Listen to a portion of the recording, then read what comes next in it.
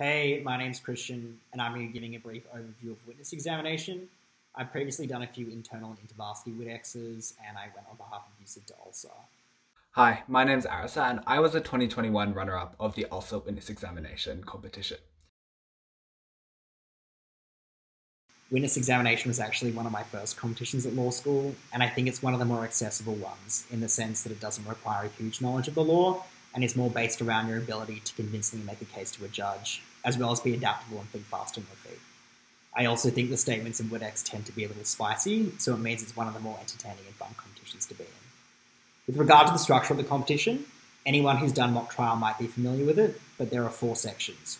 There's an open, an examination in chief, a cross-examination, and a close. In the open, you want to outline the burden and the standard of proof, and also all the elements of the offence that are required for the conviction. You also want to put forward your version of what happened, and we call that a case theory. And in order to win, you have to convincingly sell your version of the facts over the other side's. The next part is the examination in chief, and that's where you're dealing with your witness.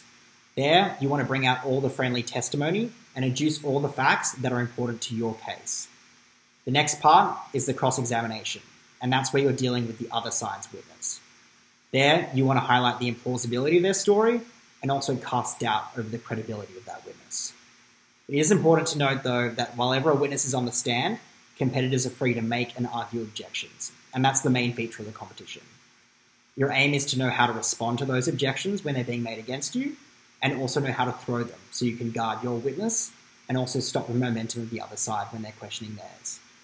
It's important to know what's admissible and what the grounds of objection are, and there you can reference the Evidence Act. If you can dodge a wrench, you can dodge an objection. The last section is a close, and there you want to reflect on all the evidence that's been heard and how you successfully argued your case, and also how the other side has failed to prove theirs. I'm going to be going through all my tips and tricks for perfecting witness examination. The first thing to say is that you need to figure out a style of questioning that works for you. There is no single way of dealing with a witness, and as their testimony is always going to vary, you need to be able to adapt accordingly. When figuring out your own style of cross-examination, some competitors like to flesh out the spatial and emotional elements of a scene to determine how credible a witness's testimony may be, while others tend to focus strictly on a few key facts. Figuring out pacing, demeanor, and lines of questioning are all the skills that go into finding a style that is comfortable and effective for you. Another tip is to be all over objections, what they are, when to make them, and how to respond.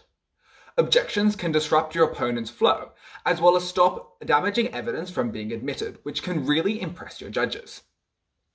And the top tip for witness examination is having a very clear and logical case theory, which is essentially your version of what happened. Having this present throughout your case and in all elements of the witness examination can help build your argument's veracity and credibility. Best of luck in the competition, and definitely check out the opportunities and resources on the SULS website. Fingers crossed you end up better equipped to get out of a parking fine in the future. See ya.